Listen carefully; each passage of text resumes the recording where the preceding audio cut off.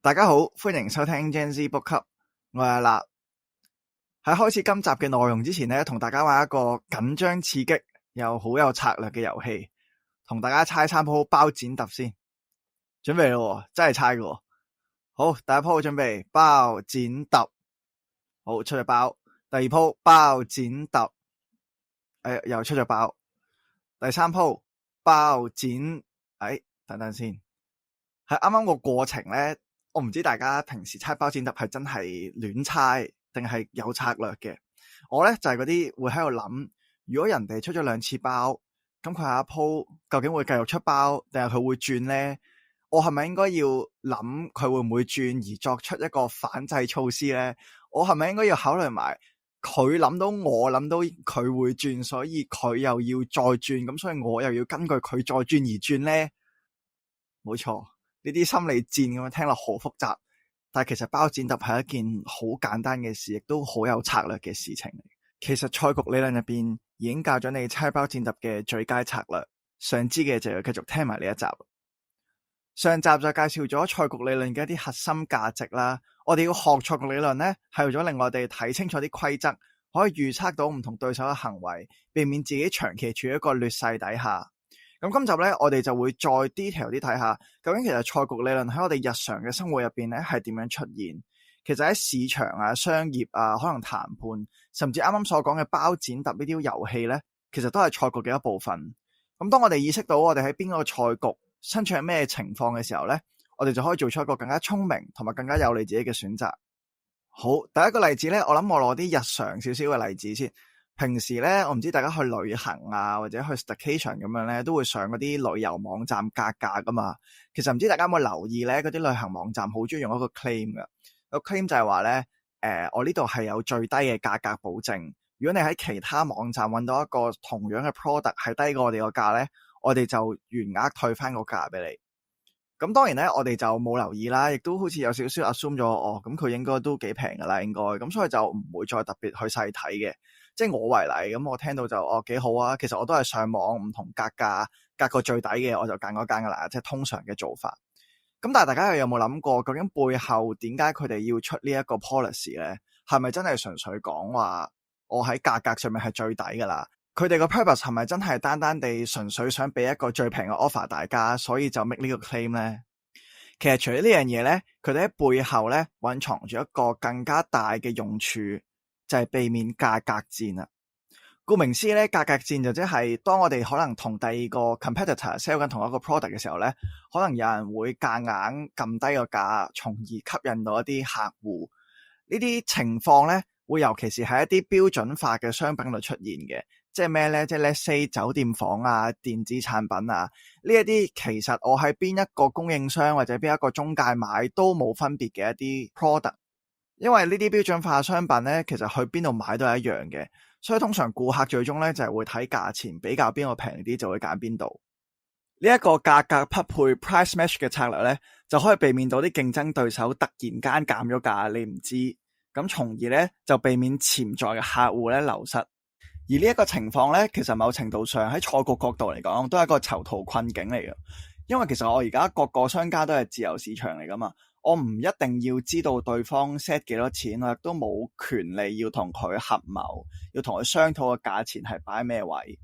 所以理論上，如果真係要打價格戰呢，其實全部商家呢係唔介意不斷地壓價進行價格戰 ，as long as 佢哋 set 嗰個價錢呢係本身高過自己嘅成本呢就可以噶啦。咁但係其實到最後呢，大家都會知道，當 A 會咁做嘅時候 ，B 都會咁做。去到最後呢，大家其實都未必揾到錢，或者揾到錢之後呢，都好低利潤。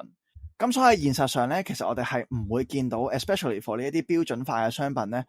喺唔同嘅公司嗰度會有好大嘅 price difference 嘅。正正就係因為大家知道，如果玩價格戰嘅話，可以令到兩敗俱傷。再加埋佢哋如果出埋一個 price match 價格匹配嘅一個條例喺度，去 ensure 到對方唔會違規嘅時候，其實呢一個咧就係一個雙贏嘅局面，又或者係令到成個市場穩定嘅局面。而呢一個咧，亦都係一個穩定嘅 Nash equilibrium 嘅情況。咁當然啦，啲公司同商家都好醒目嘅。如果佢哋唔可以喺個商品價格上面做調整咧，其實佢哋都可以 provide 多啲佢哋公司嘅 offer。Let's say 我可能買滿1000蚊，我就送一個耳機。有呢啲其他唔同嘅 special offer 咧，去吸引啲顧客嚟購買嘅。啱啱個例子咧，就我體驗到現實上面賽局理論係點樣實踐啦。而現實上咧，亦都係有人嘗試利用賽局理論去扭轉自己嘅劣勢，去幫自己建立咗賽局上面嘅優勢。同大家介紹一個經典嘅賽局局面，叫做小雞賽局 The Game of Chicken， 又或者叫做膽小鬼賽局。其實個意思咧就係睇下邊一個細膽啲。遊戲規則咧就係喺一條單程路上面，有A 同阿 B 兩個人各自開住一架車雙向而行，即係佢哋都係車頭對車頭咁行。咁眼見兩個人就嚟撞埋一齊啦，究竟邊一個率先扭軚去避開，邊一個就係膽小鬼，邊一個就係小雞。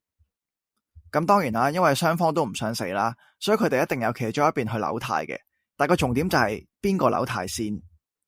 賽局理論嘅專家就建議咧，如果你想喺呢一個賽局上面贏咧，你可以做一件事，就係當住對手嘅面咧，將你自己架車嘅車胎拆咗佢。呢個動作咧，可以好明確咁樣同對手講，你一定唔會扭軚，因為你都掹咗個軚啦已經，你只可以行直線。咁而家咧，兩架車究竟會唔會相撞咧，就完全取決於究竟對方會唔會扭軚。只要對方唔想死咧，佢就自然只可以揀扭軚，咁樣你就會取得勝利啦。本身嘅遊戲規則咧，係兩個人都可以選擇自己究竟想做小雞定係選擇死亡，但係你就將個遊戲規則改咗，變咗做淨係對手去做呢個 decision。你放棄咗自己嘅選擇權利，但係將做小雞嘅唯一可能性交咗俾對方。小雞賽局咧，其實係一個相當之常見嘅局面嚟嘅。只要你可以確保到對方嘅底線，先下手為強，做成一個既定嘅事實嘅話咧，你就可以逼到對方就範。呢一種策略，作者稱為懸崖策略，又或者有人形容為邊緣策略。我覺得呢個策略咧，除咗要講求一定嘅勇氣之外咧，其實都要好清楚對方嘅底線係乜嘢。因為當你都知道對方一定唔輸得嘅時候咧，其實呢一個策略係看似一個好必勝或者好黐線嘅一個做法，但係的確咧，你係可以達到你自己想做嘅結果。舉一個我諗大家都一定耳熟能詳嘅例子嘅，就係美國徵收關稅。喺2025年年頭咧，美國原本係打算向加拿大、墨西哥呢啲地方徵收新一輪嘅關稅，尤其係汽車啊、製造業等等嘅產品。咁當時咧，大家都以為會有新一輪嘅貿易戰啦，國際之間嘅貿易嘅一個情況啦，都會有啲唔同嘅大改變嘅。咁但係結果係咩咧？結果就係當時特朗普喺臨 launch 之前嗰下咧，就宣布突然間延後1個月。咁點解特朗普真係想加，佢又唔直接加關稅咧？又或者如果佢想取消，又唔直接取消，要係延期咧？我諗心水清嘅大家都知道，其實因為關稅未必係佢最終嘅目的，而呢個關稅好可能只係佢談判其中一個籌碼。其實呢一場呢，正正就係一場啱啱所講嘅 Game of Chicken， 因為佢知道其他國家呢，例如加拿大、墨西哥等地，其實佢哋根本都唔會想讓步，大家途中有好多貿易、好多利益輸送都係關事，唔會想咁輕易打破呢一個貿易關係。咁結果發生咗咩事呢？喺呢個 postpone 呢1個月嘅時期啦，兩國就坐低咗談判啦。咁啊，部分商品就豁免咗關稅啦，亦都有一啲 policy 係傾到翻嚟， let's say 係加強邊境管制啊，打擊毒品走私合作等等嘅唔同嘅一啲政策咧，都係傾到翻嚟。咁正正就驗證咗咧，其實特朗普佢做緊嘅嘢，可能向全世界唔同地方加徵關稅，除咗係增加自己國家收入之外咧，更加重要嗰樣嘢咧，係靠 raise out 呢一樣嘢咧，去增加翻佢自己談判嘅籌碼，從而 kind of 叫威脅，或者令到各國願意坐低談判，從而達到自己想得到嘅利益同埋目的。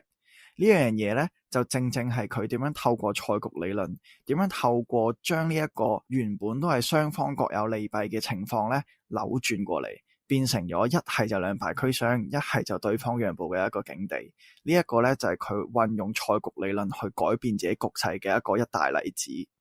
啱啱美國關稅嘅例子係一個好好為自己爭取更加多利益嘅一個例子，而呢個世界上亦都有其他例子係可以促使到各方都可以更加公平地參與喺一個賽局入邊。拍賣其實係一個囚徒困境嘅狀態，以名錶嚟講，即係嗰啲公開晒出價，大家純粹係舉手鬥高價嘅嗰個情況底下，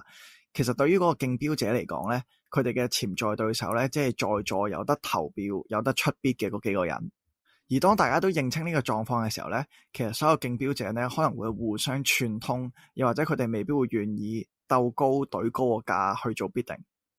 相反，如果係進行暗標嘅話咧，嗰啲競標者咧有陣時係唔知道嗰件事或者佢 bid 緊嗰樣嘢究竟個市值係幾多，佢亦都唔肯定人哋會出多幾多錢，咁所以佢哋嘅出價咧就會相對地保守，唔願意貿然出高價。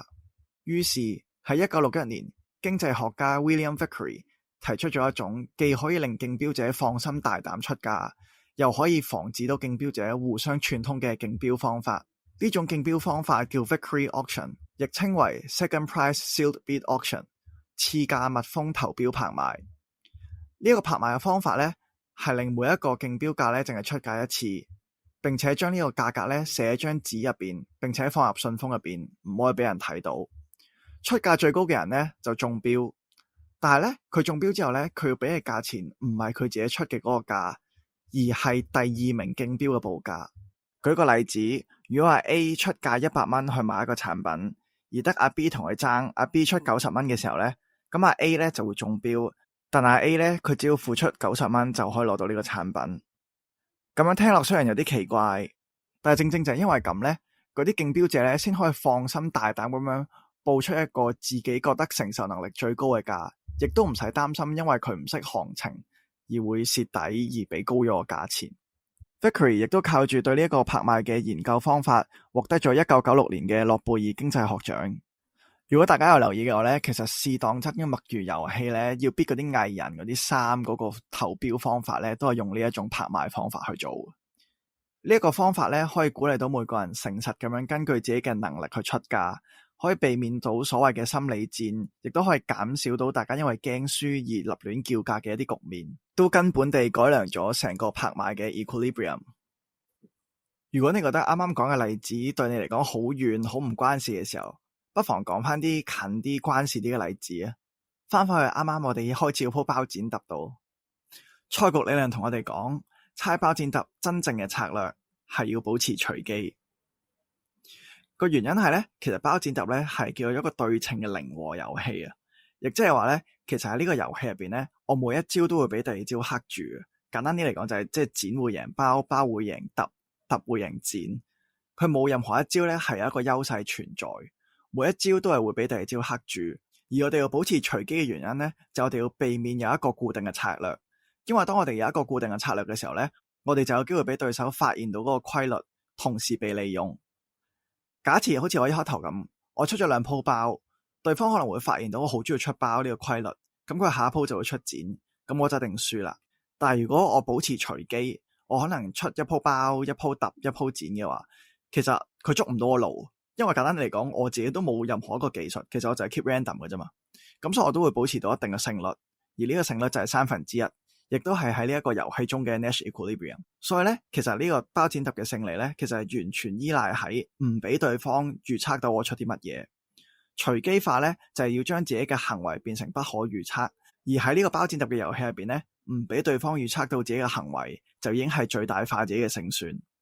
雖然喺策略上要保持隨機啦，咁但係咧，其實人現實上咧都未必可以保持到一個真正嘅隨機嘅，因為咧其實人好多時咧都會有自己嘅一啲 preference。Let's say 我可能特別中意出包，或者我冇咁中意出揼，有時有啲自己嘅行為或者 preference 咧都未必係自己一定察覺到。所以嗰個隨機性嘅意思咧就係盡量唔好令到自己有個既定嘅諗法或者既定嘅 so-called 包剪揼必勝法，要 keep 住隨機。呢個隨機唔係代表話我可能包剪揼要間住咁出，我可能可以出5鋪包、1鋪揼，跟住1鋪包，跟住就2鋪剪，咁樣先係隨機嘅。即係我連續出同一款 pattern 都可以係一種隨機。即係呢一個隨機就係講緊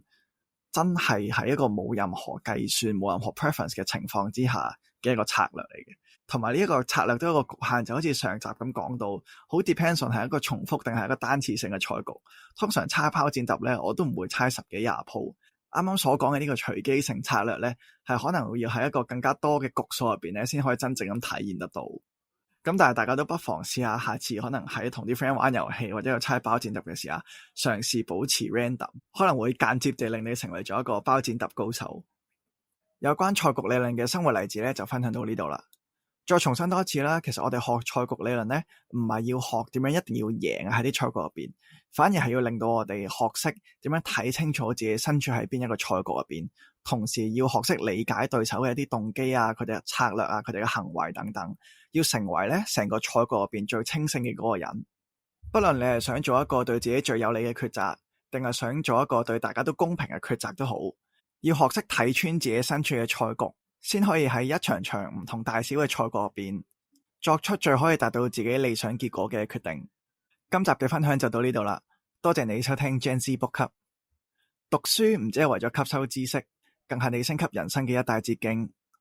我係阿立，我哋下集見。